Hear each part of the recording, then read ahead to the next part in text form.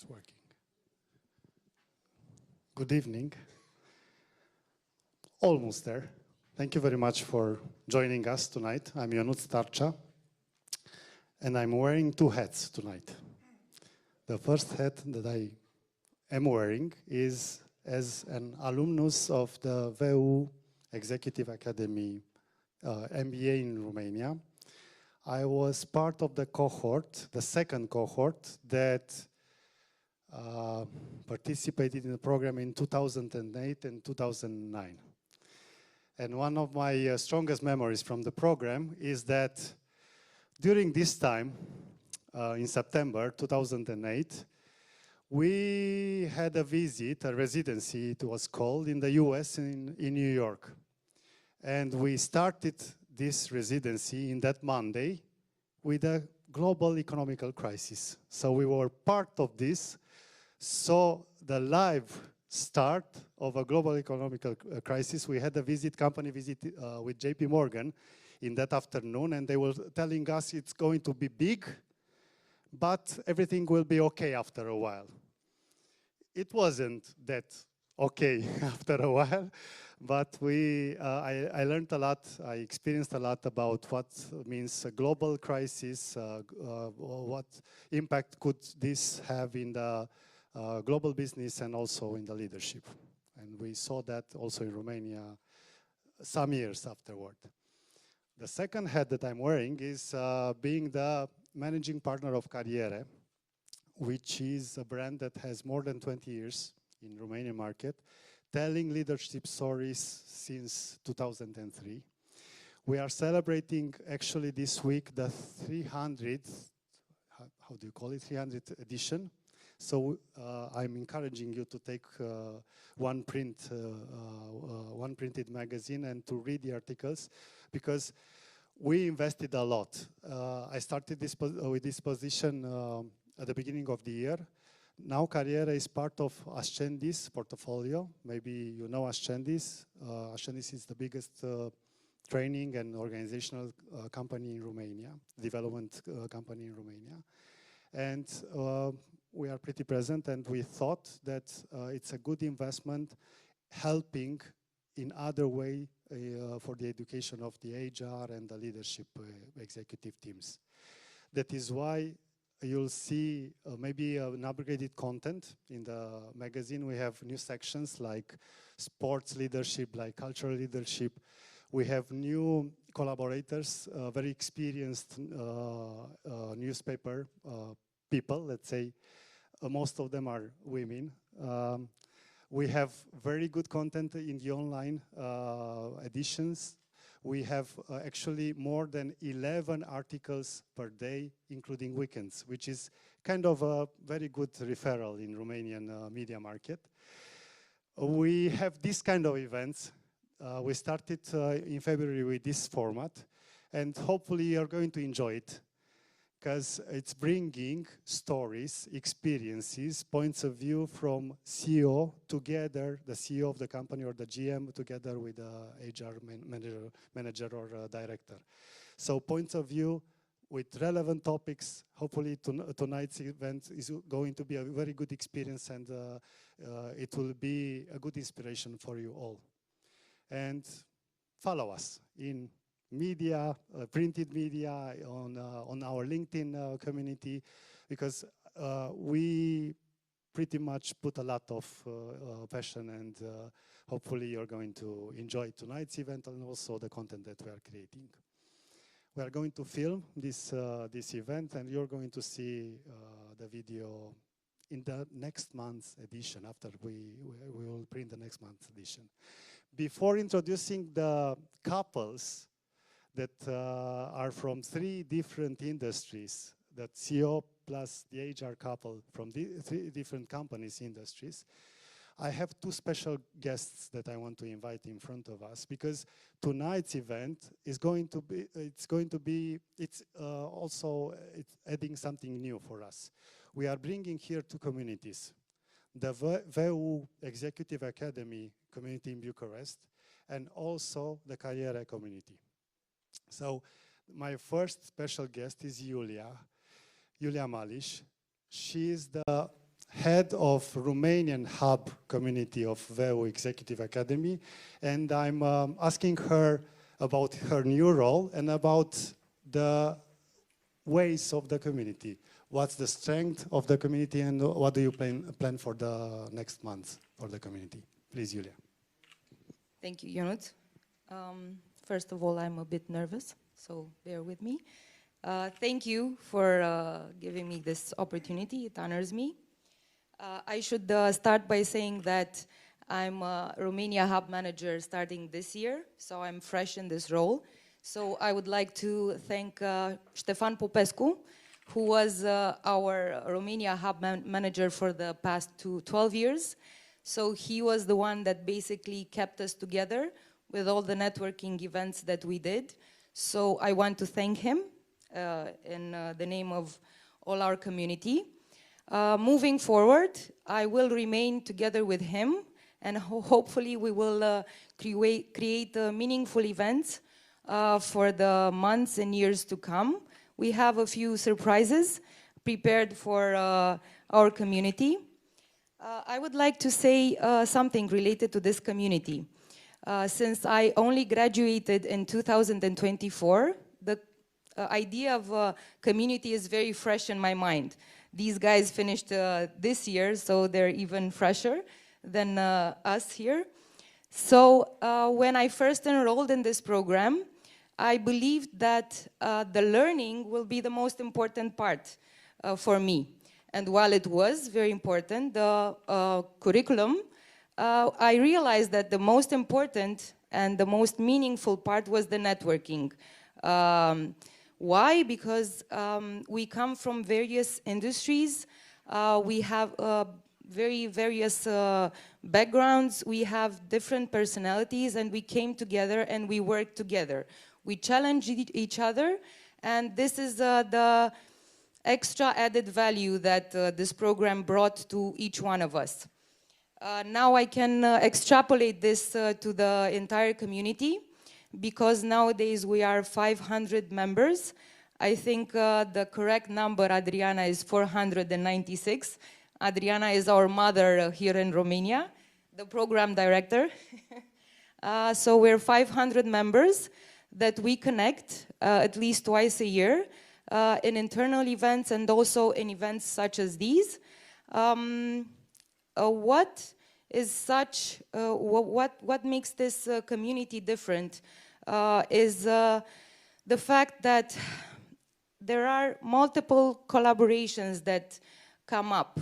Somebody asks a question, somebody sends a CV. What impressed me actually this week was that one of our colleagues sent the CV of their son, you know, because the son is, you know, at the beginning of the career.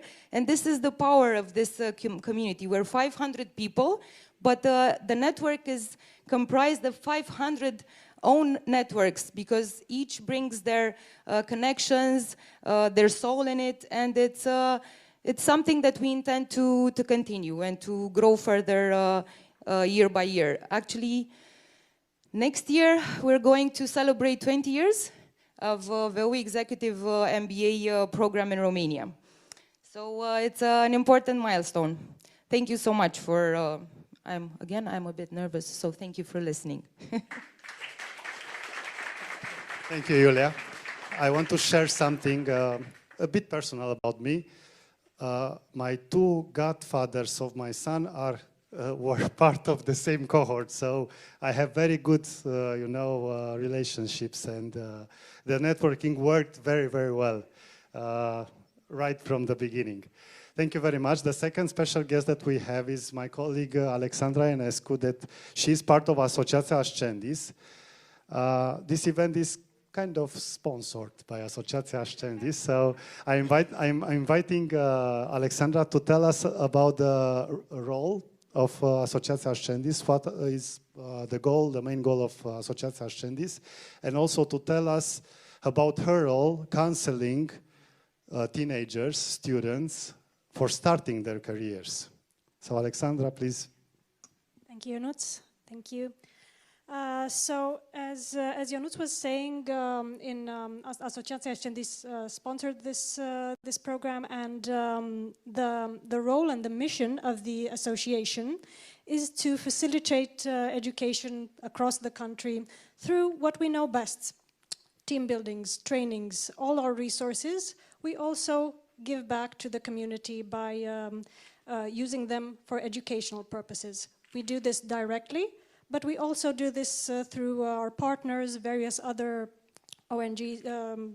NGOs, thanks. And we train them, we teach them to do what we do or to do their own thing, and we support that. Our other type of program is what I'm going to take a few minutes to talk about today, our one-on-one career counseling session. We're sort of solving all of your problems from the source. By trying to match the correct career to the correct person, so that we sort of we try to filter and guide people, and young people especially, towards a preferred career path and give them more information. Our project this year had some 130 participants across the country. We had online sessions. We used an instrument called Harrison Assessments that I'm going to talk a little bit about. There were approximately 11 high schools, actually exactly 11 high schools, that we found scholarships for various students. We had in-depth discussions with them. We used this questionnaire, and then we guided them towards their appropriate educational program, the universities that they should attend, the types of resources that they can access to be able to go into a certain career.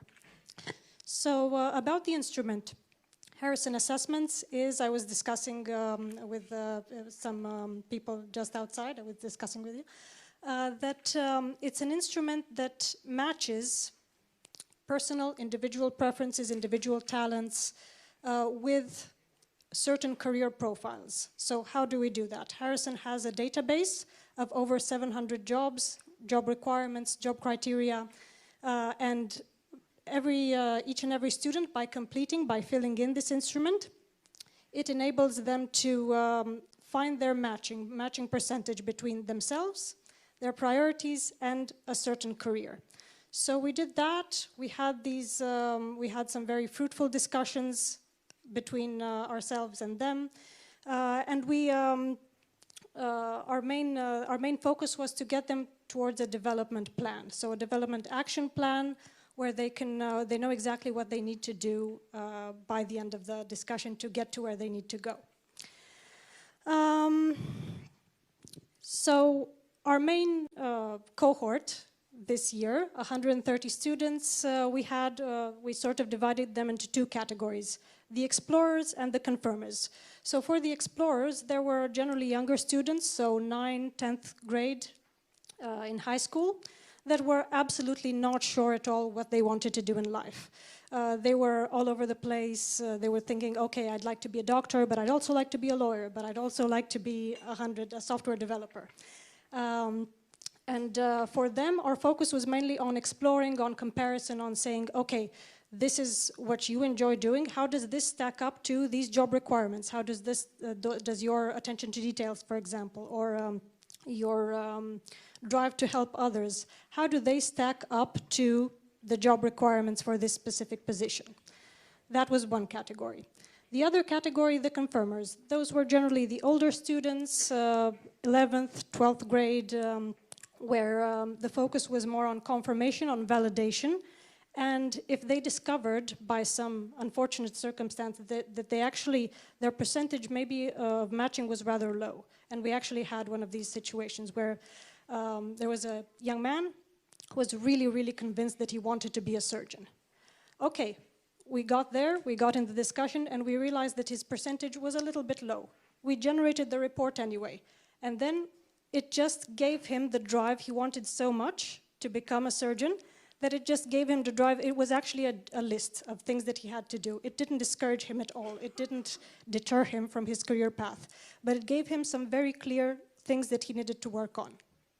So that was another type of situation. Or of course, the most likely, the happier cases where students were convinced that they were on the right path. It was a method of confirmation for them, and it just it gave them a boost of confidence. The Harrison assessment instrument that I was talking to you about matches personal preferences with career profiles. There is a body of research that went into these career profiles, so they're not just pulled out of thin air. There are actual studies done for important traits in each and every job.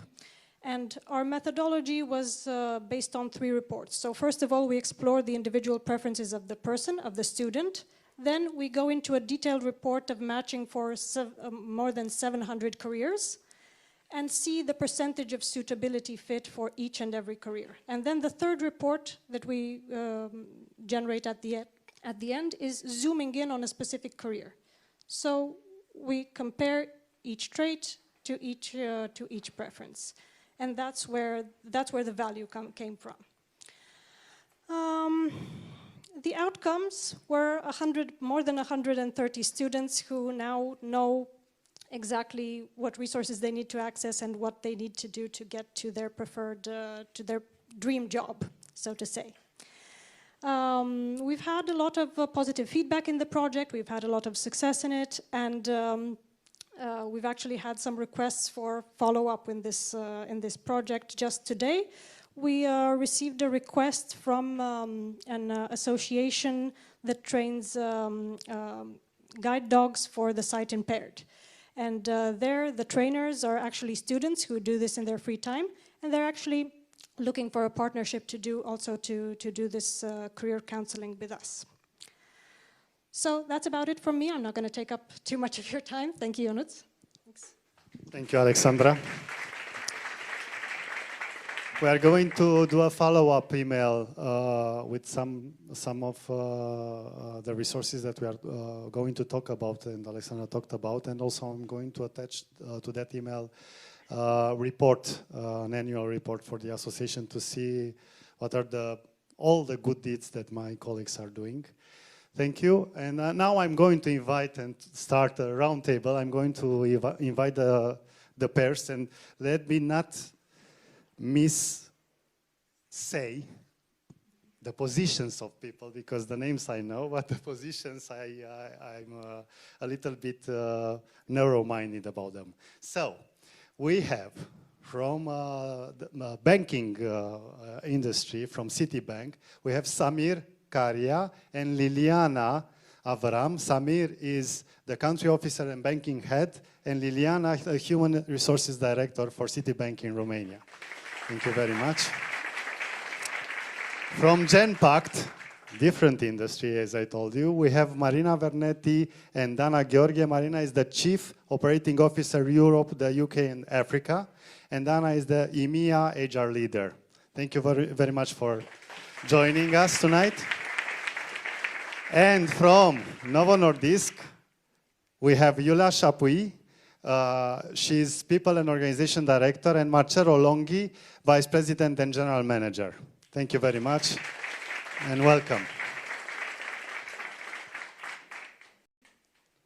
I'm a little bit nervous too, but I'm going to sit, and now everything is okay. So, I'm going to ask some questions, and so we are going to do general questions and also individual questions. And at the end, after we finish the roundtable, I'm going to ask you to come with your own questions and make the session interactive. Okay? Are we ready to start? Thank you very much. I'm ready to start. So, I have a question for all, and I'm going to be very straightforward because the questions are not easy. Let me share this with you. What is the difference between a replaceable and an unreplaceable employee? Do skills or character matter? I need you to have very short answers. So, replaceable and an irreplaceable. Samir, we are going to start with you. If you can open the mic, it's a very... Yeah, it's okay. It works. Yeah. Bună seara. First of all, thanks very much, Jonas, for inviting us. We're very privileged to be here this evening, and I realize the response is supposed to be short, so I'll try and make it irreplaceable. In a dynamic setting, in a dynamic industry like banking, like ourselves, the skills are equally important as character, but skills is what gets you into the door. It is the foundation of the core that you actually bring to the business.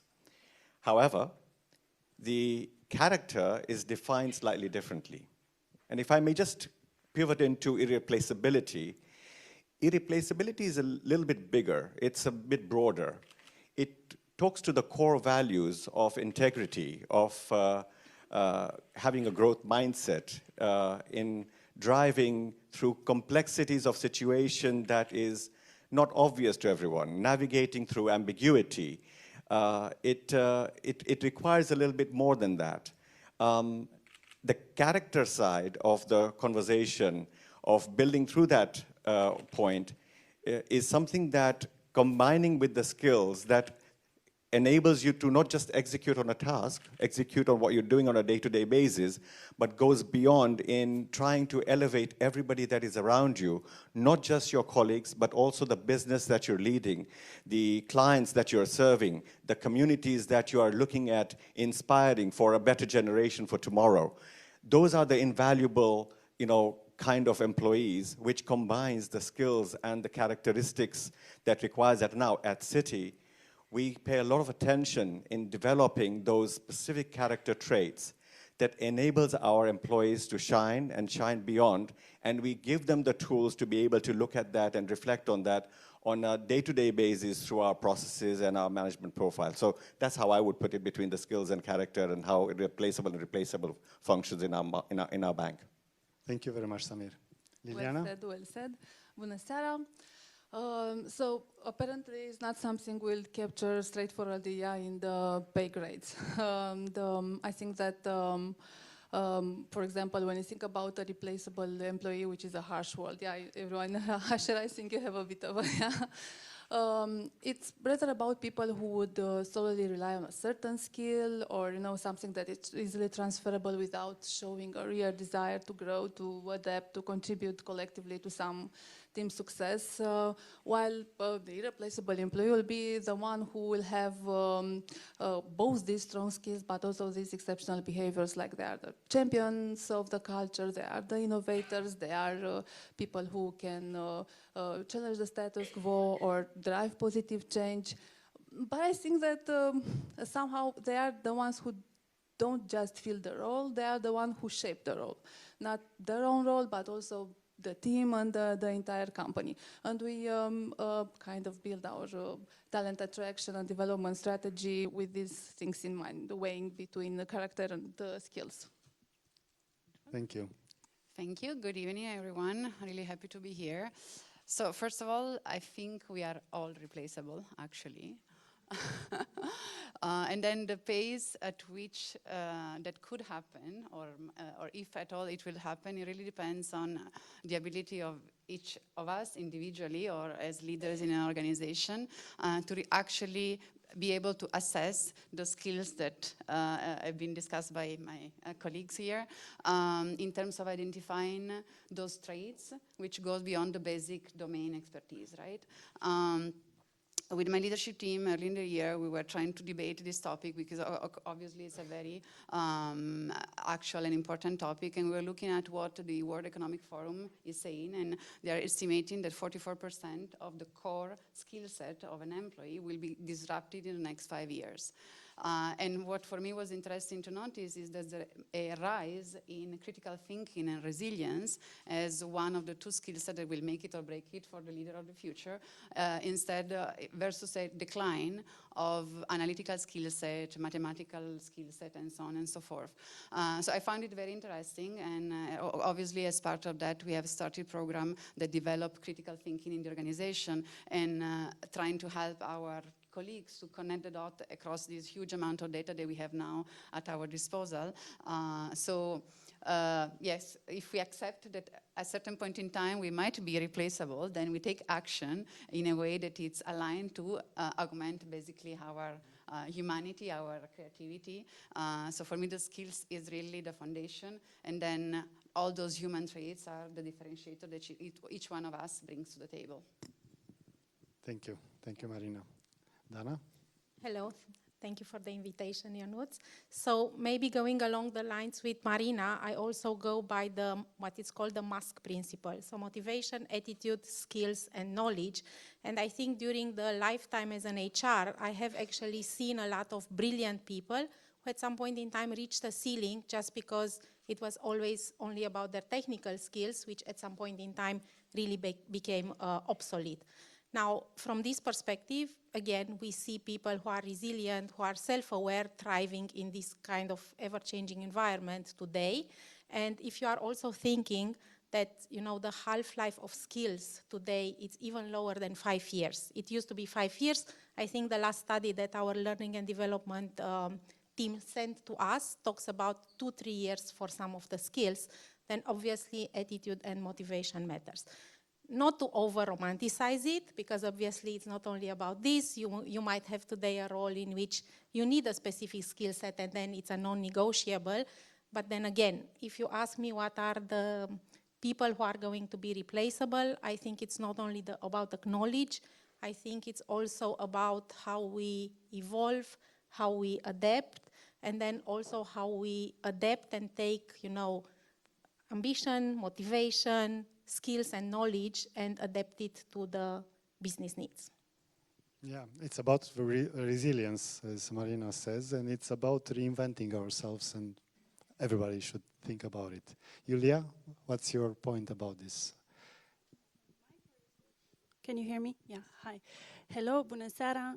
I'm really happy to join you in this setting. It's really impressive, and I think it's an impressive group of people.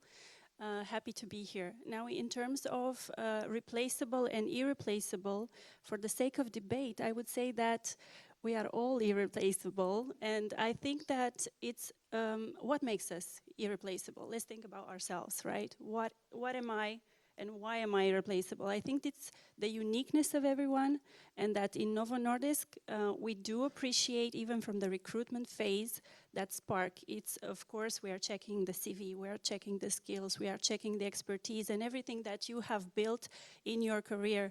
But I think that we basically look at people to join our culture with enthusiasm, with skill, but also with integrity. And that is a mark of Novo Nordisk, that we do everything with a lot of integrity, and we also show up and we speak up.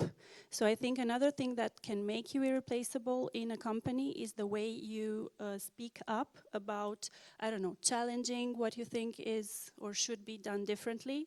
And we do it obviously in a very respectful, transparent, communicative way. But I think everybody pulls their uniqueness to the project, to the table. And that's how I think we can show our irreplaceable nature. And I think Novo Nordisk really likes to encourage this type of be yourself and be an ordinary. And this is part of our new employer value proposition, which is called Unordinary. I think it matches a bit the idea of being different and being irreplaceable and being unique. Short enough? Thank you, yeah. Thank you very much. It's good that I learned from each answer, and I think the debate already is up in the air. Marcello, what's your point about... I cannot add anything. I'm the last one. Just a quick comment. I've been at Novo Nordisk for 19 years. I know it's a lot. I'm not so old, but yes, I know it's a lot. And when I joined this company, Novo Nordisk was not a small company, but world leader in diabetes, but full stop. Few people at that time knew Novo Nordisk. Now Novo Nordisk is among the 5 big pharma in the world. And the company in the last few years has grown a lot. And in the meantime, all the employees, and also myself, we were forced to adapt ourselves and to increase our skills to be ready for the new challenges. And that's my only comment. And please be focused on the soft skills, because Okay, now I'm talking about obviously our culture in Novo Nordisk, that's true. But when we talk about soft skills, we talk about the behaviors and a different way of working. I'm going to come back a little bit to you with one question before addressing the next question to Samir. How do you keep the culture in a fast evolving company? Because if you're 40 or 30 and in a couple of years you're like a 500 or 1,000, that's a very big challenge for the leadership team. Because when you're in a very close group, things are manageable, let's say. But when you extend the company very fast, it's, from my experience, I was part of such company, it's very challenging. So how do you keep the culture? How do you keep the story together? Can I take? Yeah, please, Julia. I'm really passionate about that. So the idea is that, yes, we doubled in number of employees in 3 years, and that's locally and also globally. But what I noticed in this company is that the focus and the value we place on culture is huge. It's really amazing. And we do have a division, a global division of people who are dedicated only to facilitate culture assessments and cultural integration. So they basically have an overview of each country and they come and they visit, and we actually implement what is called for us the Novo Nordisk way, because it is something which is connected to the value and behaviors, and we facilitate this type of trainings, discussions, one-to-ones, and at the end we actually get recommendation of how, and it comes from the voice of our own employees. They tell us how we could do differently or what needs to be improved in order to integrate this Novo Nordisk way, which really guides us, and it's part of our DNA, same as our, drive for success and our mission to really bring value to the people's lives. So a special function might be the answer for covering the culture story in the organization. Thank you very much. I'm going to address to Samir a question that is related to culture. Not a difficult one. How do you build a culture of recognition and meaningful work in a large organization such as Citibank with standardized processes? So, like in any other financial institution of the scale and the size as Citi, which is a global financial institution, standardization is what enables efficiency and also consistency in the products and services that we deliver to our clients. Now, that doesn't mean that there is any way that we should try and make the individual contribution to be de minimis, and this is something we need to keep in mind. And just to build on to that, we have the privilege to be in a large bank like Citi, where we have the ability to be able to connect with so many different colleagues around the world, and that we collaborate, exchange ideas and connectivity in that enables us to recognize each other, not just through annual rewards and awards that you provide through compensation and other areas that awards employees, but also the platforms that are designed to implement, to enable us to have a recognition, not just locally in Romania, but beyond. With the 200,000+ folks that we have that we connect on a day-to-day basis, they have been empowered to access tools that enable us to instantaneously recognize people across boundaries over different cultures in terms of where they are and time zones, if you will. Now, that continues to be part of the DNA of the company, and we take that recognition to the next level. It is almost encouraged to do that. This helps us to continue to drive the values that we stand by with. There was a discussion around integrity, the other key word from my vantage point is collaboration, which is, a company is an organism of not just one individual or a few individuals. It's a group of individuals that come together to drive value for societies, for clients, driving their ambitions, helping with their ambitions, their growth, their objectives, but not only clients, but also the communities that we serve. Earlier on, Alexandra was talking about some of these aspects of how we serve the communities, and points that Julia made earlier on as well when she started out, and I didn't think you were nervous at all, by the way. So it's important to recognize that, and in this we train we develop our teams to drive that agenda forward.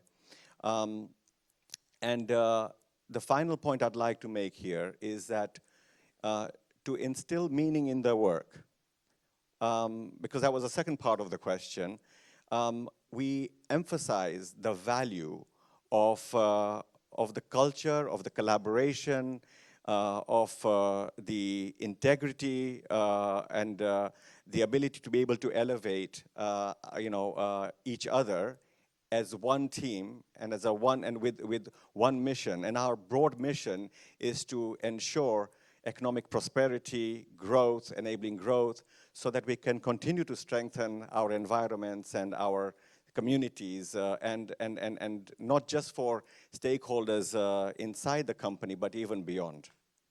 Yeah, this is a very good challenge, and I'm asking all the audience here a rhetorical question. How do you build your community around your businesses? And I'm not talking only about your internal community or about the transactions, let's say, that you're making with your customers, but what do you see? How do you see your community, and what goal do you have, or what purpose do you have, or do you want to follow in your community? And this is, I think this is a good question that should be addressed by each business, at least in Romania, but all around the world. I have a question that I want to ask for Liliana, but also for Marina. So be prepared. What lessons have you, as leaders, learned from the processes you have had in your organization to increase effectiveness? What are the lessons learned from the processes that you have? Okay, thank you. Yeah, so such an elegant question for something that I think genuinely can bring the darkest side of us outside, because process efficiency is about change, is about everything that we need to manage personally first before we manage for our goal. So I think that very important lesson is around how critically important are adaptability and agility. The world is changing constantly. Processes that work yesterday do not work tomorrow. So with this in mind, I think that it's very important to go back to school, review, I don't know, Kubler-Ross or Kotler, or whatever, change management theory, and try to make sense of everything that happens, or give credibility to your advice as HR person when you support some important decision makers.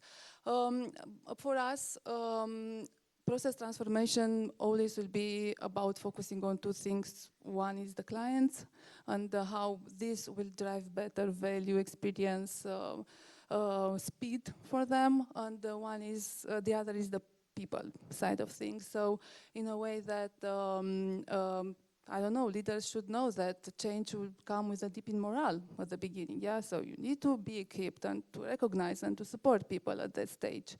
Or, I don't know, to recognize that in all this situation, the technology is an enabler, not a solution. So it's not about the process as much as it is about how people can make sense of that technology and how you can support them to go from, some reserves to a mode where they can start, experiment and integrate, or whatever, is the change.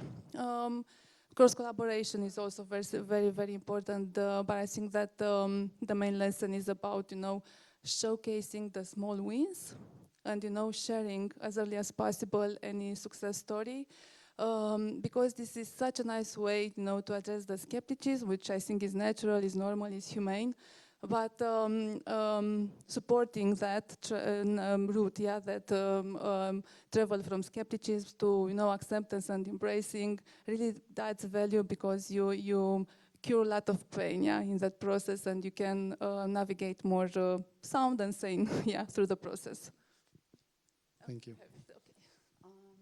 So very interesting question, and maybe I'll start just giving a little bit of background about Genpact, because it's relevant for this question.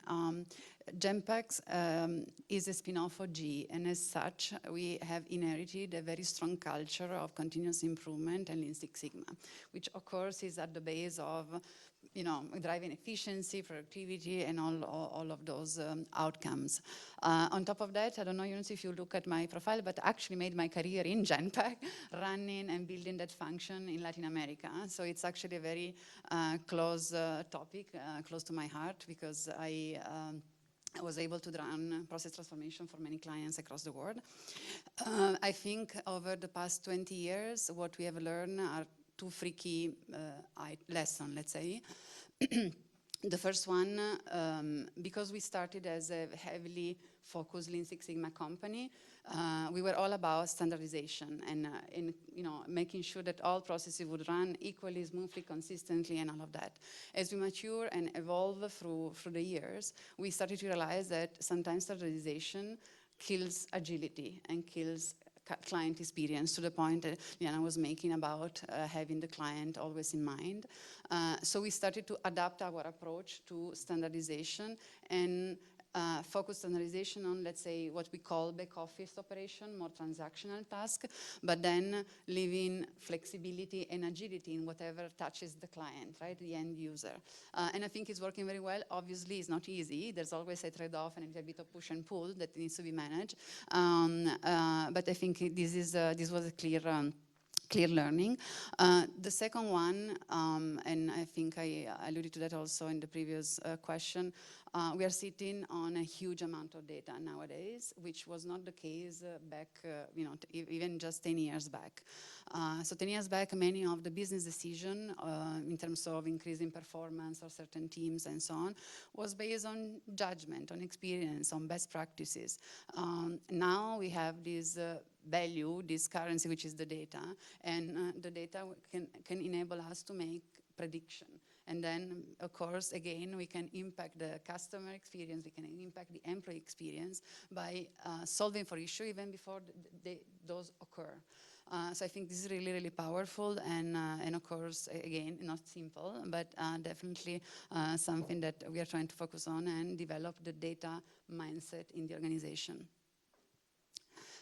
Third, obviously, AI, Gen AI, agentic, is the buzzword of the year in the past 2-3 years.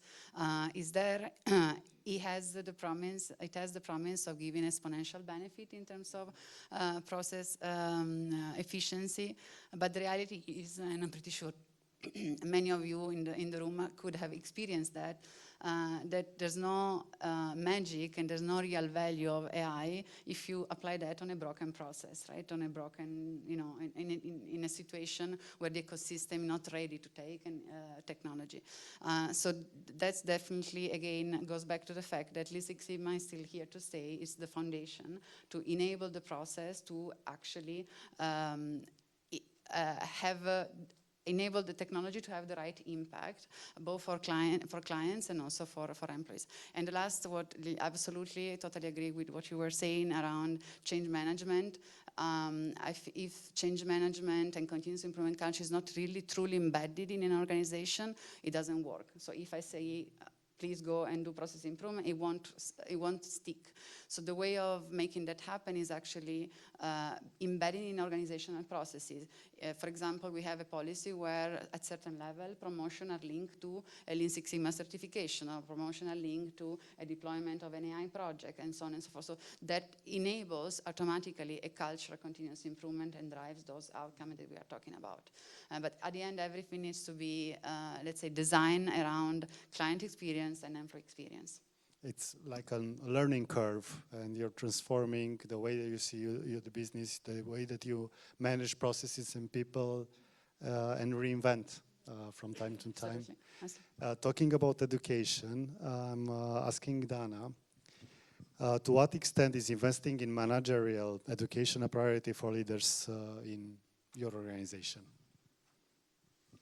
I think it's a great question, and maybe I am allowed to start with a personal memory, because I don't think I will ever have the opportunity to thank somebody in the room, which actually did something as I was, progressing in my life as a junior manager. So most probably 20 years back, I had the opportunity to be part of a frontline manager leadership, really junior manager training with Ascendis, with Florin. And it was a module around performance management. And it was Florin who actually taught me, what is the difference between really performance indicators, KPIs, and compliance. And believe it or not, I still use it in the days whenever I'm having my performance evaluations with teams, session Cs. I'm always, trying and explaining, making that distinctions for them. So thank you so much, Florin, for what you have taught me.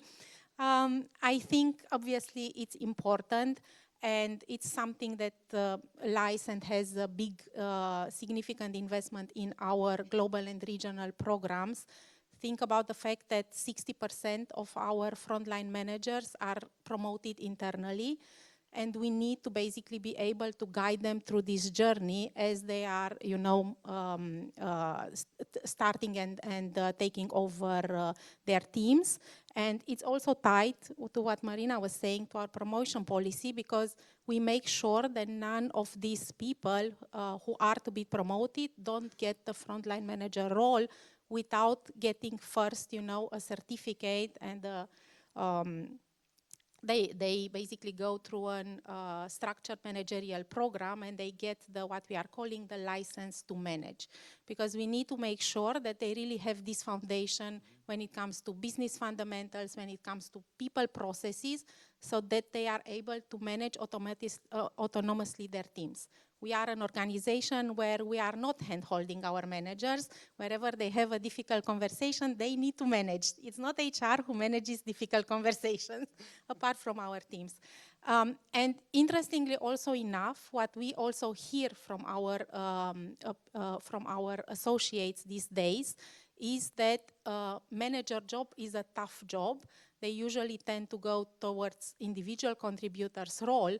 And managing people, they say it's tough. It's tough because they need to manage teams that are, distributed across the country, most probably. It's tough because we are having different generations within the same team. It's tough because they need to manage client emotions. And I agree, it's tough.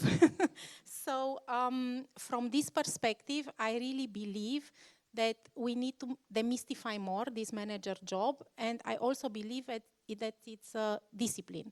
You need to learn it, and it can and should be taught, and it's also our responsibility, as leaders in a company, to make sure that frontline managers really undergo this type of education in order for them to be successful.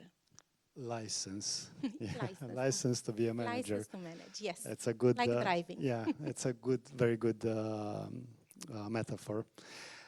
Talking about performance and KPIs, I'm asking you, Leah, what still means value brought by employees in your company today, and how it is measured beyond KPIs?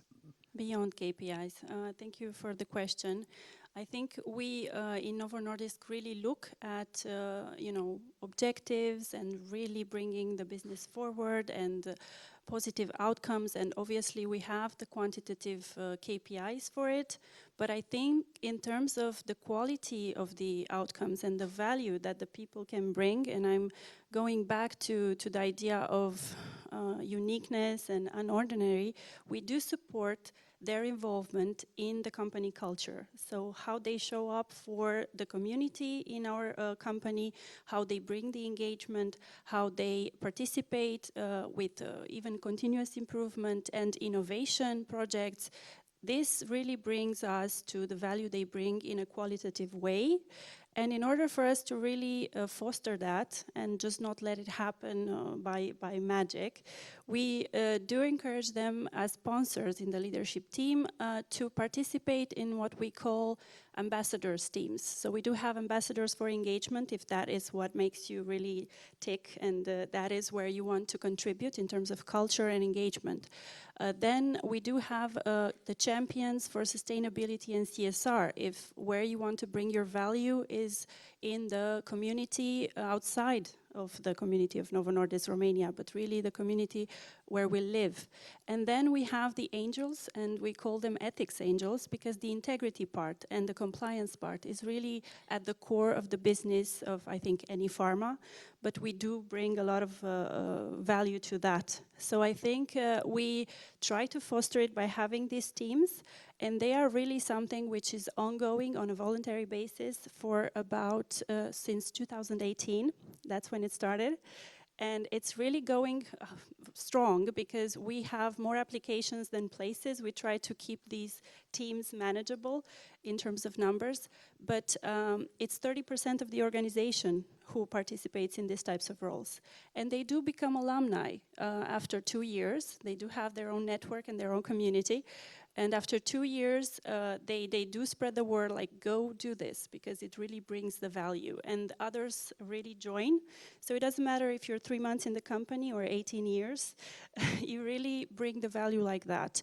And also through innovation, I think, we built our own innovation platform inside, through our colleague from IT.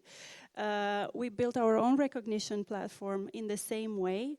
And I think this is where you really feel the magic of every person and individual. And they become super self-motivated to show up more.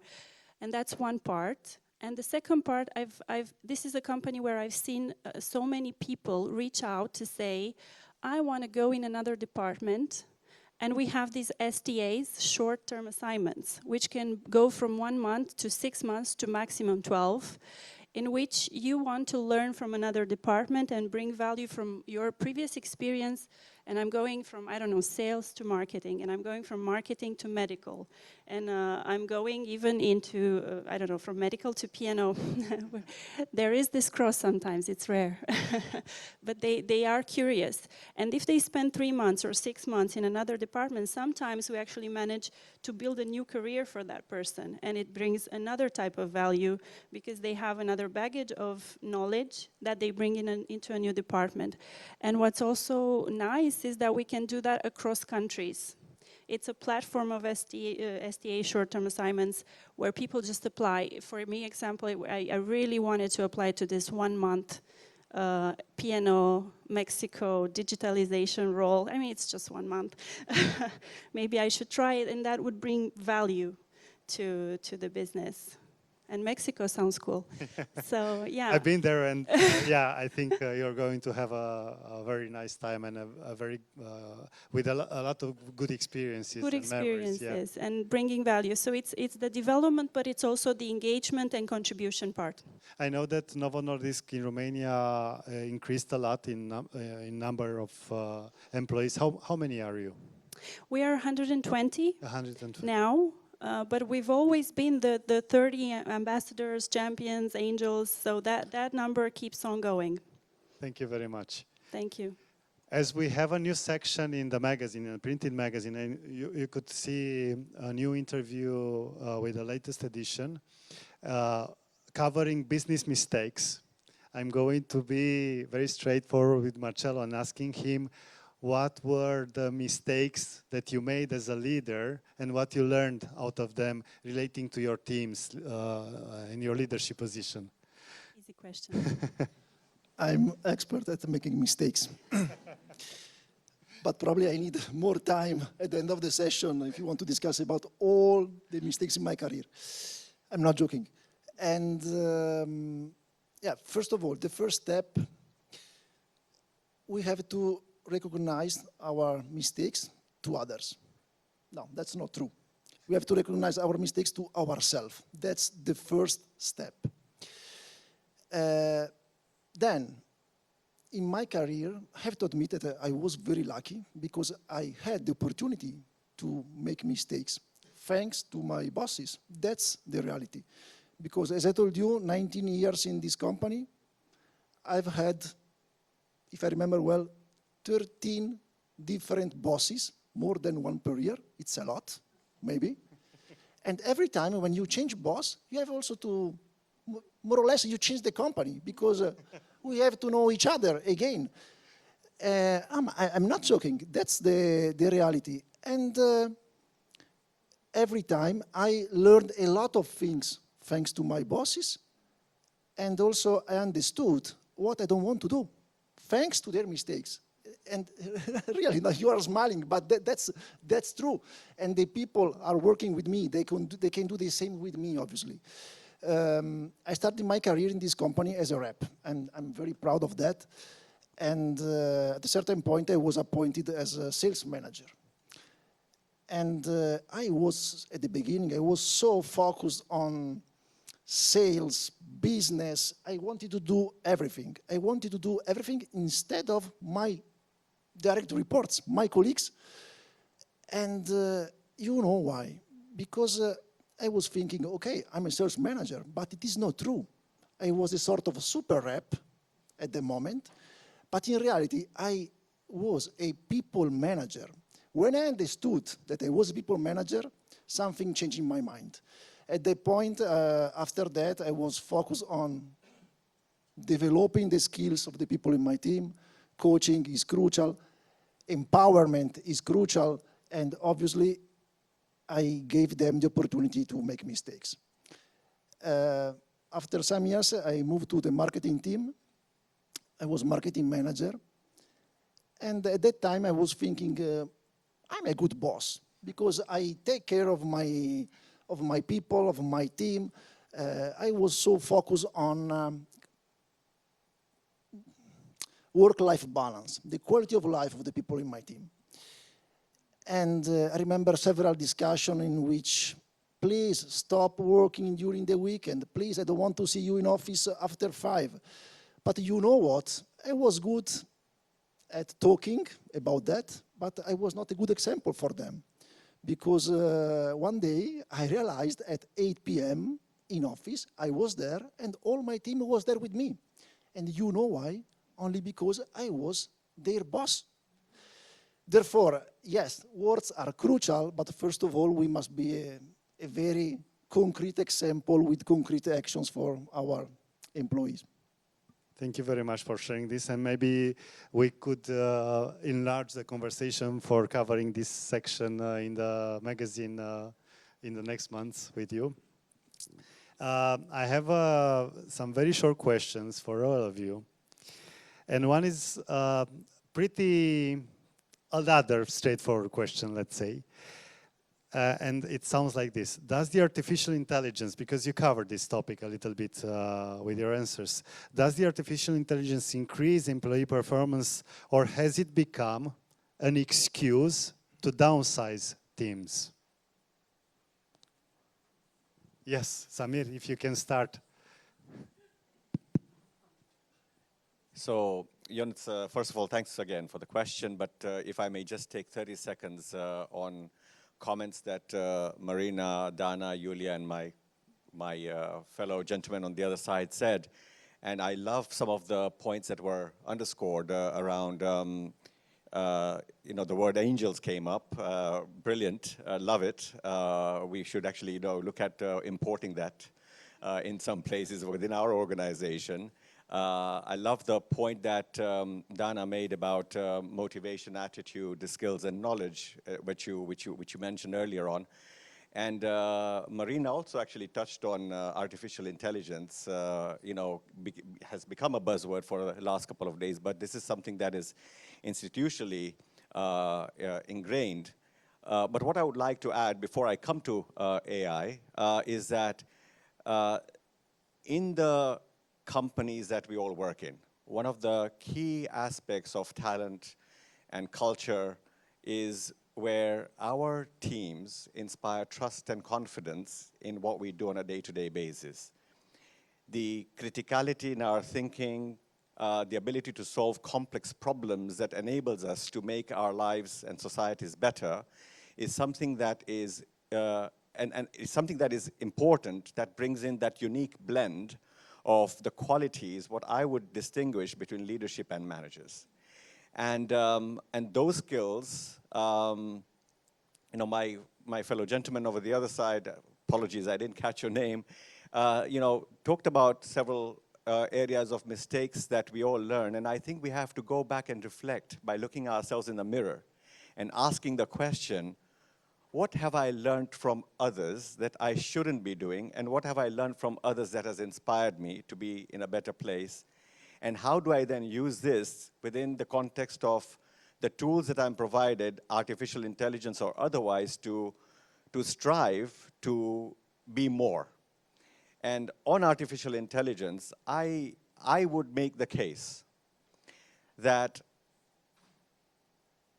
in City, we have been very, very proud to continue to instill these tools with our organization globally, not just in Romania, that enables our employees to start using these tools to work on repetitive, low-value tasks that otherwise would take inordinate amount of time, enables them to be more productive and use that time, which oftentimes that they did not have. And we all have this, right, within our society, within our companies. Right? We don't have enough time, and I'm actually spending so much time at work. Well, now we've given you the tool to try and see how you can save that time, to drive that time to be able to strategically put that time into use for strategic thinking, for more high-value components of the workplace that you want to make an impact. And I think these are the tools, and we have made a public statement around this. We are actually very, very proud that we're in that space. And not only we're using those tools, but we are actively engaging our employees to use those tools through learning and development programs on a regular basis as well. Liliana, would you agree? Completely, especially with the part where we do invest a lot on developing, implementing the tools and developing the ability to use the tools. And I think for us, it was on the bright side. I mean, we really wanted to embrace AI like a transformation tool, like a partner.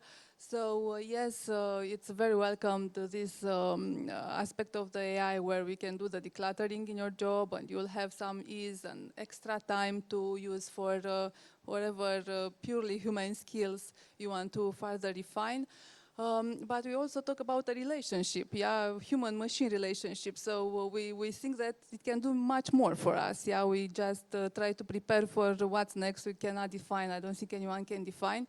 But it's about that augmentation, about that agency, we all dream about, and having better working lives, more intelligent, precisely because we are embracing the technology. So obviously a very interesting question, and I'm, as I mentioned before, very passionate about technology and the effect of technology in organizations. Maybe I would answer sharing a bit of some insight from my client conversation. I have the privilege to partner with many big organizations across different industries, from banking to pharma to manufacturing, high tech.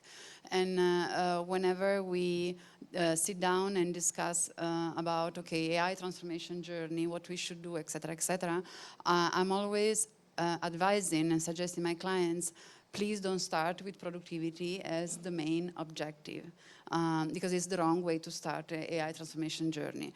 Start with outcomes, start with business impact, start with how you want to improve your top line, start to how you want to increase your market share. That's a much more meaningful conversation to have. And then from there, everything else become more clear. And obviously productivity is a byproduct, right? Obviously infusing technology will give some level of productivity. However, the starting point and the strategic intent of an AI roadmap should definitely be on outcomes. And I'm always trying to coach my clients on don't try to do the same with less, try to do more with the same, which again, it's a very different concept.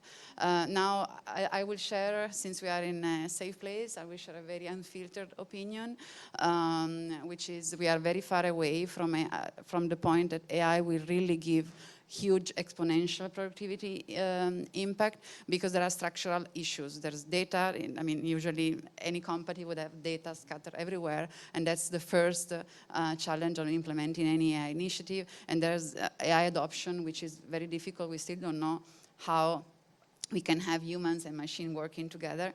So it will take at least another 12 to 18 months to really crack the code on having an exponential impact on productivity. And then all those conversations we had before around not being replaceable and the skill set that are value for the future then becomes really relevant in this context. Yeah. Thank you. Dana, do you want to add something to what Marina said? Just maybe a reflection from my side, and again, I wouldn't also go into the downsizing conversation or the performance improvement. I think it's also about AI has actually reminded us once again about the continuous learning concept and how we can we actually need to evolve continuously in order to remain relevant in the world, you know, and it's something that, to be honest, I'm grateful that also our children start learning it at school, and it's a mindset that gets instilled, you know, from education onwards. And for us, it's actually something, obviously, that we are looking very interesting to the academia, because then it's much easier for us to do it in the workspace. For us, continuous learning is really something extremely important, and we try to make sure that we are also connecting it with real career opportunities. So it's about learning, yes, and it's important, but it really also needs to get us somewhere, and it really needs to show some benefits for the people. And most probably, at least from my perspective, it's this connection around learning and then career opportunities that also gets our employees to learn more than the average industry. So the number of hours that we are actually clocking are much more than the average of the industry. And as a result of this personal and company investment, this year, for instance, out of the advanced technology solutions jobs that we have created in the company, 60% were actually taken internally. So where the people who learned were able to take over these roles. Great, thank you very much. Julia, what's your point of view? Well, I think in Novo Nordisk we do a lot of great things with AI, and I think it's also in the realm of research and drug development and regulatory documentation that would take, I don't know, weeks, and now it takes minutes. I mean, the advances that Novo Nordisk has seen in using AI have been monumental. But in terms of the local organization, because we are an affiliate of, as I said, 120 people, I think we use pretty basic AI skills. I mean, we have the co-pilot, and we dabble with a few things that do enhance our productivity or our efficiency on some smaller tasks. What I heard recently, and I really appreciated, was this collaboration, for example, between Vodafone and Microsoft, in which they did external trainings to their own employees in Vodafone for the upskilling from the real professionals who actually developed those tools. And they did that in-house, and that was bringing the enthusiasm and the connection to how do I improve right now my skills, and yes, I'm not at risk of losing my job, but I can do my job better. And I think that upskilling through creating this type of excitement about AI maybe is something that HR should be thinking about or doing in the next years. And just not just letting it like, you know, there's a training somewhere on the SharePoint about how you can use AI. Like, really give the benefit of immersing yourself in that new area with specialists. Thanks. Thank you. Marcello? I was smiling because, first of all, we need to understand which is the level of knowledge in the company, and we need to understand if we have the right skills. Just a very basic example, but just yesterday I was discussing with a colleague of mine about how to send a Microsoft Teams invitation. Therefore, sometimes we are so focused on being digital and we don't know the basic things. Then, thinking about the future, obviously we are very, very focused on artificial intelligence. That's true. We have a lot of challenges and opportunities in our future, And if you want to be ready, we have to start today. What's the problem? Do we have the right skills in the company? That's the question for Julia, the Pinto director. The answer is no, we are not ready. It means that we have to hire, because artificial intelligence does not mean ChatGPT or Copilot, or, for example, last year I had several discussions with my marketing team about the multi-channel approach with our customers. Today, just for your information, it's obsolete. Now the new concept is omni-channel. Then I'm old mindset, it's the same. But anyhow, every year there is a different improvement, and probably, no, not probably, for sure, we don't have the right skills now. And we have to do something more in our company. On the other side, I don't see any link between AI and the fact that we have to reduce the number of employees. Also because, as he said at the beginning, thanks to the artificial intelligence, we can be focused on other priorities. And the main success for the company is that we are more and more agile. Mm-hmm. Thank you very much. I have a funny challenge for you, not for the moment, right this moment, but after that. Check out willrobotstakemyjob.com and see, I think it's a fortune teller, not a scientific site, and see how your job should be taken or not by robots or AI. I used this a few years ago, and it's a very fun, let's say, point of view looking at this subject. I have a final question for our guests. And I'm going to reverse the order right now, and we're going to start with Marcello. What is the word or phrase that best defines the mission of leaders in 2025? The word or the phrase? I really love the word empowerment. There's a strong link, between empowerment and accountability, because if I empower you, you must be accountable. Therefore, but that's a different story. Usually when we are focused on empowerment, we talk about business. At least in my job, I want to empower you. It means that you are responsible for the strategies, for the tactics. And first of all, as I said, you can make mistake. That's another advantage. But on top of that, we have also other thing, empowering to speak up, because each single voice in the company is relevant, and we are very focused, as I said, also on work-life balance, on well-being. And let me say the last thing, and then I don't want to add anything more. If you are an employee and if you are happy, it means that you are engaged. If you are engaged, you work better. If you work better, you deliver results. And you can have salary increase, bonuses, and you are happy again. And it's a cycle. And if you work in the right way with the right empowerment, I think that's the best solution. Julia? Yeah, just to add on what Marcello is saying, which is, of course, at the base of what we do in Novo Nordisk, I think it's also, for me, inclusion and belonging. And as you said, adding new people in the organization is really adding new opinions, new backgrounds, different perspectives.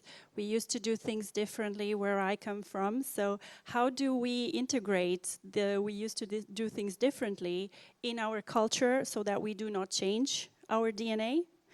So we do still keep being Novo Nordisk, still keep having our culture and vision, and how do we support the mission of reaching so many patient lives with new people joining? So I think the mix of inclusion of our core values with new values is where this unordinary came from.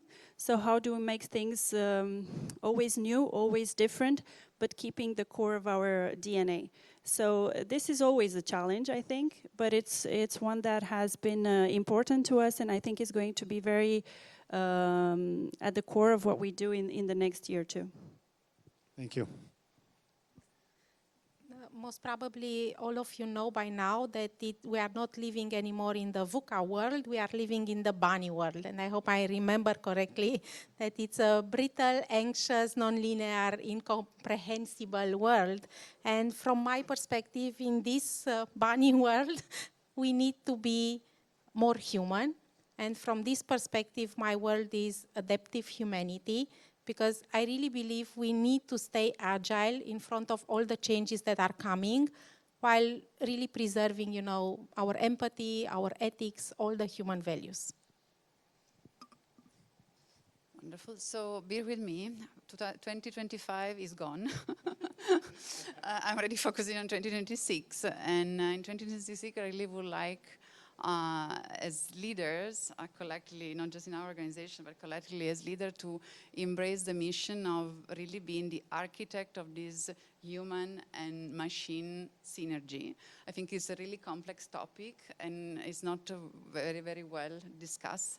I'm really passionate about it. I really dream about a future where we don't compete with machine, we are comfortable to work with machine, and we augment our capability as human beings through, obviously, AI and artificial intelligence. So this is what I would like our mission to be next year. Thank you very much. Liliana? Yeah, so I think that for me it's purpose. It's pretty trendy in HR, but it's really about, you know, striving in building an environment where people choose you every day. So you don't need to create, I don't know, which sophisticated type of motivational context or structures. It's just that congruence between values, and whatever priorities they have in their life is there. So yeah, purpose would be my word. Samir. So, you know, Ionuț, when you turned it over to Marcello first, I don't know if you saw, but many might have seen, I just went like this, because at least I get to be the last this time around. So, look, I think I'll come to the word in a second, but I'd like to just mention something. I think what we have just discussed a few minutes ago essentially links up three key words for me. And the connectivity of what we do, linking to how we do it, and finally, why we do it. So being purposeful around this is key. So what, how, and why, and I think we just kind of need to, I'm competing with Dana with all the acronyms that she is putting here, so since this was a debate, I thought I'll throw that in. But anyway, I think my word is navigator. And this is not just the word for the remainder part of 2025, I would actually carry this word with me in 2026 as well. And the rationale behind this is simple. We live in an environment with, you know, going through uncertainties. Markets continue to be fluid. The supply side, both in the labor markets and otherwise, is also fluid. We've had, you know, ample examples around discussions in electioneering days, which, you know, continues to challenge us and test us, and that criticality in thinking, solving for complexities in situations and situations that are emerging on a day-to-day basis, requires us to be exceptional navigators. And I don't think 2026 is going to be any different from 2025, in my personal opinion, with how the world is and the geopolitics is playing out, and there's no sign to, you know, figuring out what's going to be some of the outcomes that we all thought that we will be prepared for in 2022, but they still seem to be uncertain at the moment. So navigation and navigator would be my word. Thank you very much. It's very different point of views. I really enjoyed the conversation about the culture and how technology would change the world that we are in, and how strategic is the conversation about how AI and the digitalization is on your table and in your perspective nowadays in the near future. So if you have any questions for our guests, now is the time. We have one question from Andrei. He's in the middle of the room. I will help him. Yeah. And please pass the mic afterwards. Sure. Yeah. My name is Andrei Costache. I am the founder and CEO of X Talent. We are a leadership advisory and executive search firm. I want to take the opportunity that we have 3 CEO expats here and ask about, I assume you have a mandate. At one point you will go back to another country. What would you like to leave behind, especially among your colleagues, but also what would you want to be remembered by after you leave and you finish your mandate in Romania? Thank you.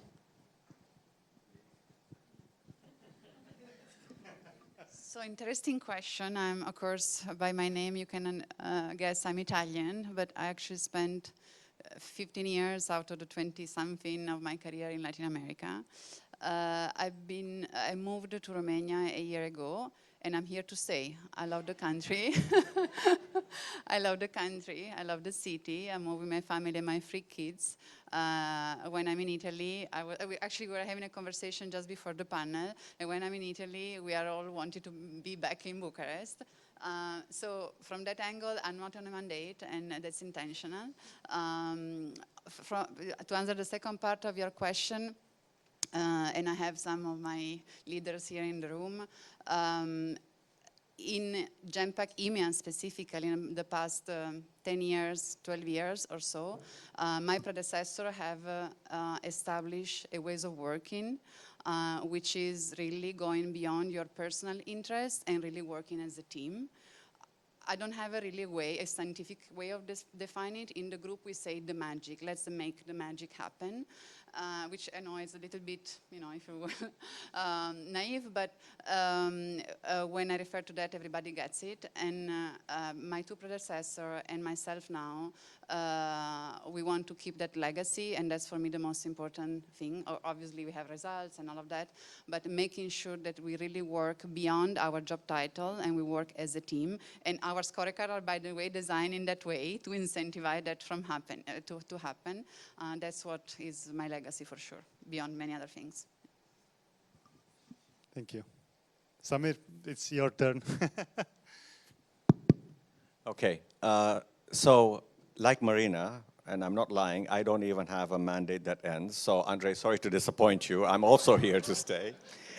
But if there was an opportunity and I moved, the one thing that I would really like to leave behind is to have my team think about me having had guided them through the complexities that I was earlier mentioning, but more importantly than that, is that they actually felt that they had the ability to grow and be the CEOs of tomorrow.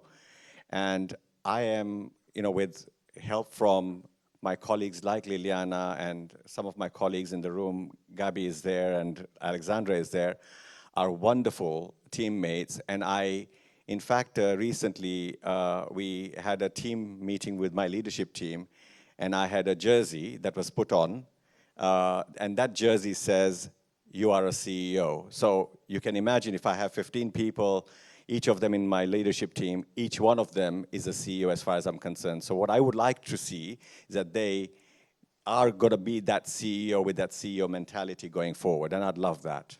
Thank you. Thank you. I wanted to say that I can answer to this question instead of you, Samir, because you said this so many times. I think you really mean it. I don't have a clear answer. No, thank you for the question.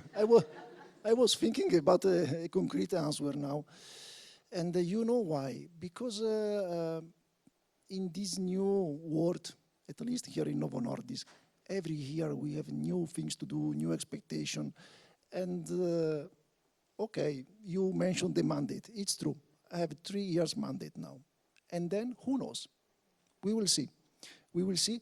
Therefore, now I'm very focused on the journey of this affiliate. We are in the middle of a new journey, and I'm very proud of that.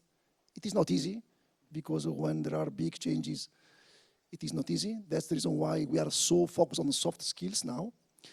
But at the meantime, yes, I have a dream. That's true. I don't know when and if I will leave this country, but I would like to be recognized as a leader.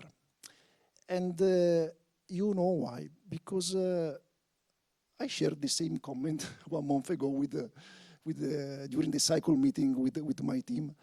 Because I'm a general manager of this company, in my career, I had different job titles, a lot of different job titles, but I mean, you can be general manager, you can be a boss, you can be head of something, who cares? But you cannot say, I'm a leader, because only other people can recognize you as a leader. Therefore, yes, that's my dream. Thank you very much, Marcello. Some other questions from the public. We have one lady that is in the back. Thank you very much. Please do a short presentation before asking the question, and also name the people, the person or the persons that you want to aim the question to. Okay, thank you. So I'm a human.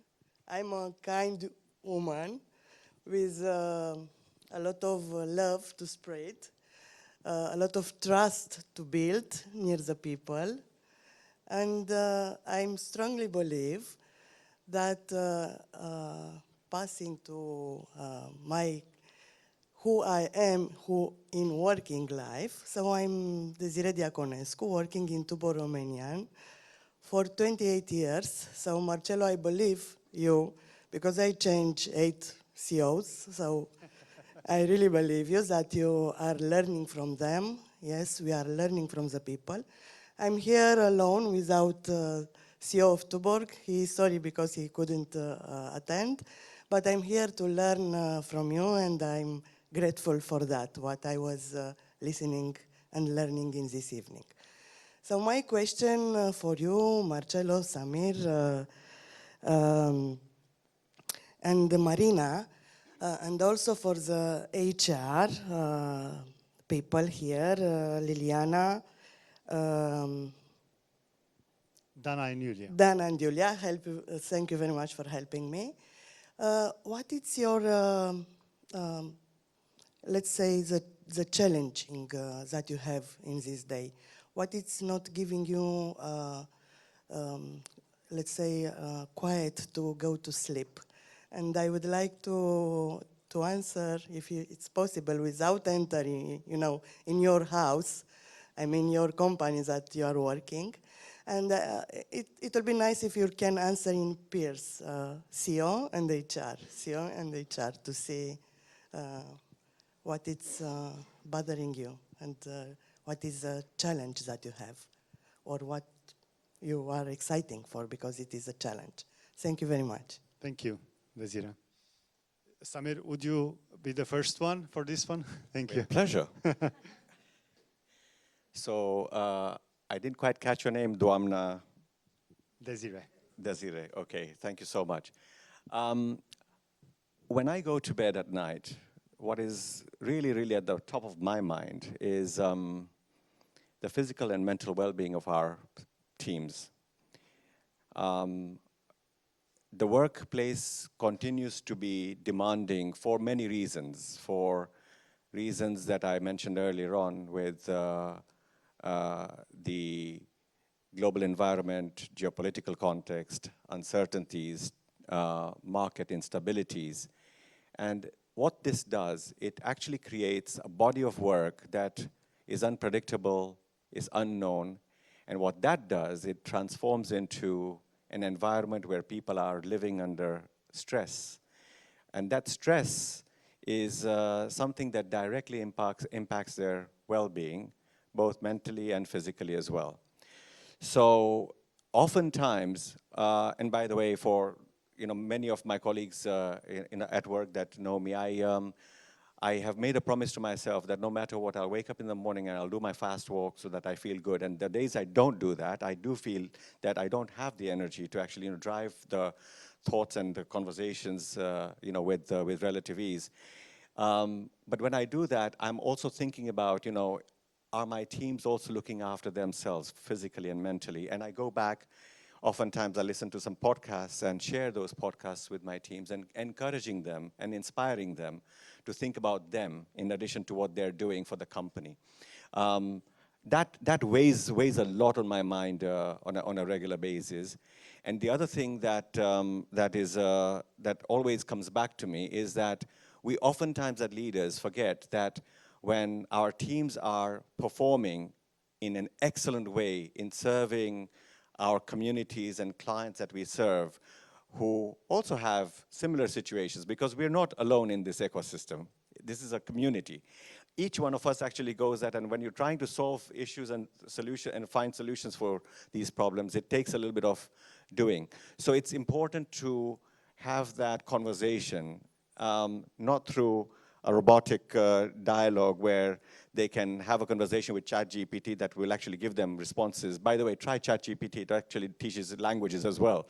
I was having a conversation with ChatGPT learning my Romanian, by the way. It does that, which was quite fascinating. But the point I was trying to make is that there has to be that human interface, human connection that we should bring to the table. I don't know, Liliana, if you would think differently.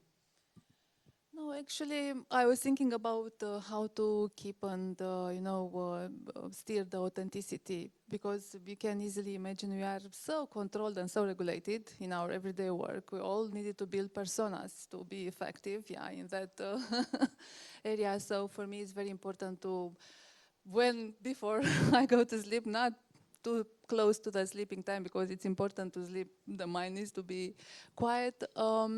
Did I check in with everyone I needed to check in? Did I reach out to anyone I needed to influence? This kind of strategic approach around, how we can stay true to who we are and what we really need every day.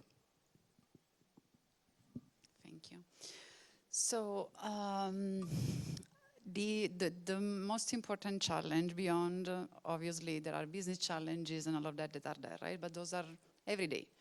The more strategic business challenge I have is actually how I change my leadership style and lead my team differently in a moment where we are going through internally a big pivot in terms of the market we want to focus, the product and services we want to focus, and so on and so forth. So 18 months back, our CEO changed, the previous one retired, there was another one on board, big reset, big strategy rollout, and as these situations are happening, of course, it's fast, it's uncomfortable, it's not clear, there's a lot of uncertainty, and on top of that, there's the outside world, right, which is not easy to deal with. So when I got appointed as CEO of the region, I'm really blessed that I have a very strong leadership team with whom I work for the past 10 to 12 years. So we know each other for long, we go a long way back. And my assumption was I have the most strongest team, this will be a piece of cake. And then all this strategy reset came. And I started to understand that despite the fact that I have very senior leader, extremely experienced, I need to be much more prescriptive and clear on the expectation. Client expectation, my expectation, board expectation, et cetera, and making sure that those expectations are spelled out constantly, not every quarter or every 6 months, but also every week. We have a weekly rhythm right now, so that we keep each other connected, and there's a way and a forum and an open door to validate if we are aligned or if there's any doubt on what we need to drive. And in such big changes, there are also contradicting priorities. We have to go left and right, and how we do that at the same time. And then, of course, it's my job to clarify the priority and guide the team on what to do, right? So I think this is fascinating. And we have started, and maybe Dana, you can add on that. Because of that, we have started last year a journey with my extended leadership team. So it's my DRs and DRs minus one on looking at leadership traits where the leadership traits were made us successful in the past, and which are the leadership traits that will make even more successful in the future.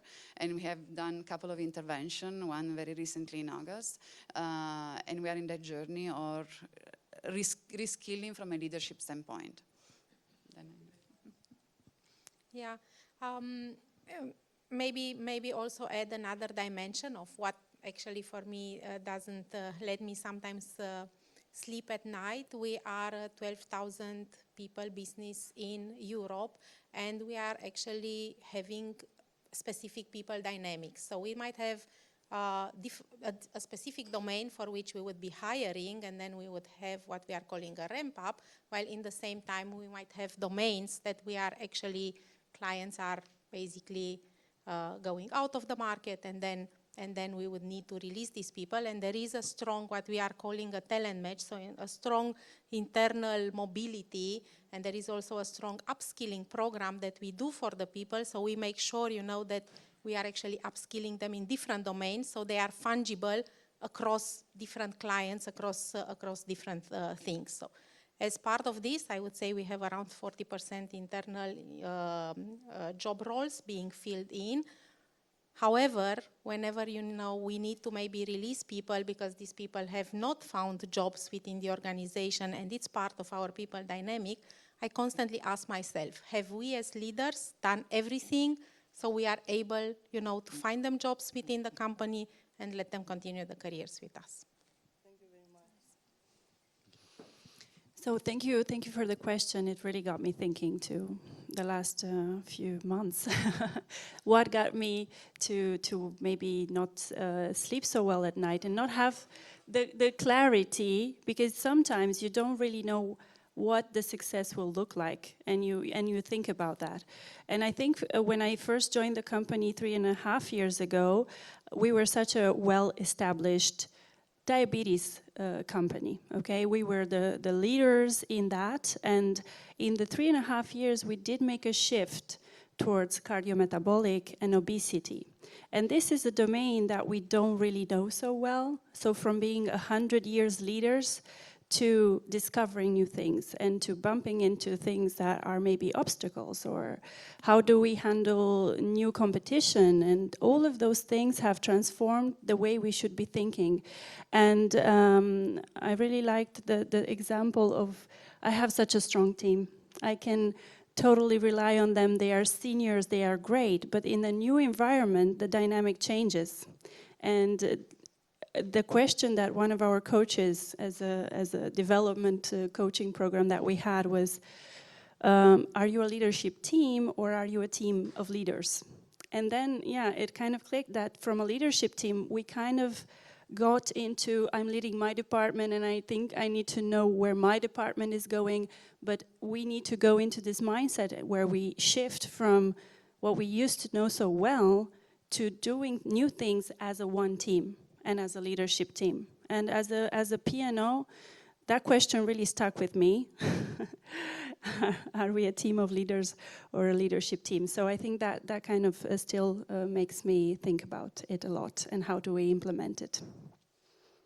Marcello? I agree. No, the same answer, no, Julia. Sometimes, as a manager, you are alone. And that's the most difficult part from when I talk about my job. And sometimes you have to take tough decision, bold decision, and first of all, sometimes not so popular decision.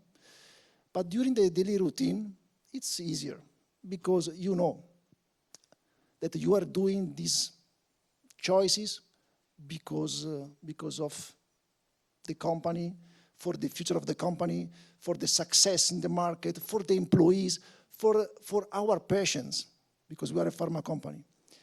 On the other side, when you are alone and when you are not working, it is not so easy. Thank you very much. Thank you. For it was a very hard question, I believe. And again, a very different point of views. We have time for one last very short question. Yeah, I gotta take this one. Please. First of all, thank you for taking my question. I was pressured by the room to ask a question because I'm back in memories. I'm a proud alumni of the 2022-2024 cohort, the best cohort as we are talking about. And being back here in this room made a pressure on me. I'm going to change the spectrum a little bit. And first of all, before asking the question, I want to thank you all the participants for showing us a glimpse into your culture, and to Marcelo in particular for his blunt and honest responses. I really love those. I've sensed Thank you. Yeah. And the question is going to be a little bit easier. How would you describe your daily job to a 4-year-old with focus on what you love about your job? Thank you. Very easy, thank you very much. Marcelo, would you want to start? Thank you for the question. My son and my daughter, they don't understand my job. Also, when I was a rep, and I tried to explain to friends or parents about my job, it was so complex. And now, what I try to explain to my kids is that I'm here alone, first of all, in Bucharest, really, because my family is in Italy. I live in Bergamo, it's a city in the north part of the country. Therefore, when I have to talk about that with my kids, it's a bit complex, because it's not only a matter of job title, it's my life, it's their life, first of all. And I like to say that I'm here because I want to help patients living with diabetes and obesity and other serious chronic disease. And that's not only a sort of motto of the company. I really believe in that. Otherwise, I cannot be here alone. Thank you, Marcelo. Okay, so I do have 5-year-olds, so I need to adjust. And one time we did create this event for the employees in the organization to bring their kids to school, to the office. It was an open doors for kids.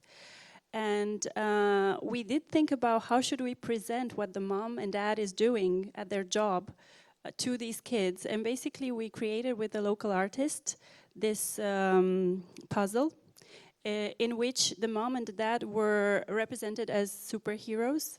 And my mom is saving lives, and my dad is the superhero who is saving lives. So Marcelo also is here in Romania saving the lives of, because our mission and our purpose in the company is really so impactful that it turns up at 100% in every employee survey. Like, I understand the impact of my job in the job I'm doing and the lives that I'm actually improving and saving, maybe. So we are saving lives, and I did make this connection that we were superheroes. So I kind of went overboard maybe, but that's how we presented to our kids what the mom and dad are doing at work. So I don't think I was ever able to explain to my child. I think the only time, I even don't think he believes I'm having a really passionate job. I think the only time when I was popular was when we came back from a team building and I explained to him that we build a city. So then he started to cry and said, you need to build a city with me. So we built a city during that weekend.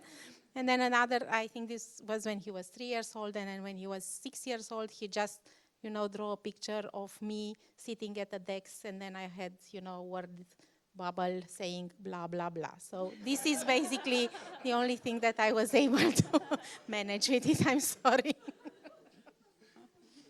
So quite similar. So I have 3 kids, different ages, but according to them, I just do emails and I talk a lot. And in different languages, so they don't know exactly what's happening, but that's what they think. But one day I was trying to explain to my daughter what I do, and the simplest way I could think about it is I'm solving problem for people to be happier. Be it my employees, be it my clients, be it whoever I have around. So I solve problem. That's my job, my responsibility. I try to solve problem the entire day, which is obviously very draining, but I do it with a smile on my face.